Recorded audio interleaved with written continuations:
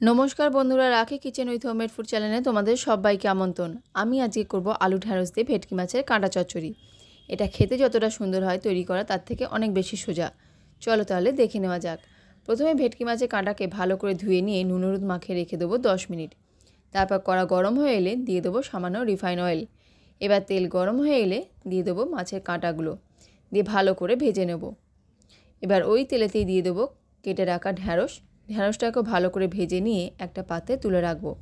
তারপর সামান্য তেল দিয়ে ফোড়নে দিয়ে দেবো একটা শুকনো লঙ্কা ও তারপর দিয়ে দেবো একটা বড় সাইজে পেঁয়াজ কুচি সামান্য নাড়াচাড়া করে দিয়ে দেবো কেটে রাখা আলু ও সামান্য নুন দিয়ে হালকা ভাজা হয়ে এলে দিয়ে দেবো একটা বড় সাইজের টমেটো কুচি ও 2টি কাঁচা লঙ্কাটা অবশ্যই ঝাল অনুযায়ী দেবে।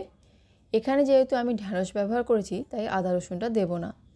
সামান্য নাড়াচাড়া করে জল দিয়ে আলু সেদ্ধ হতে দেবো কিছুক্ষণ।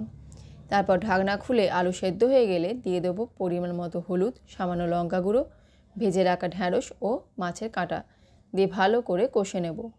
তোমরা চাইলে সামান্য চিনি দিতে পারো, এখানে আমি চিনিটা ইউজ করিনি। এই পর্যায়ে নুনটা অবশ্যই দেখে নেবে। তারপর সামান্য জল দিয়ে ফুটিয়ে নিলে রেডি আজকের আমার রেসিপি। এটা গরম ভাতের সঙ্গে খেতে খুবই ভালো লাগে। তোমরা একবার হলেও এটা করে দেখতে পারো। যারা আমার চ্যানেলটাকে এখনও সাবস্ক্রাইব করোনি তারা প্লিজ একবার সাবস্ক্রাইব করে বেল আইকনটা ক্লিক করে দিও। এতে আমার চ্যানেলে নতুন নতুন রেসিপি তোমাদের কাছে আগে পৌঁছে যাবে। রেসিপিটা ভালো লাগলে একটা লাইক ও কমেন্ট করে জানিও। ধন্যবাদ।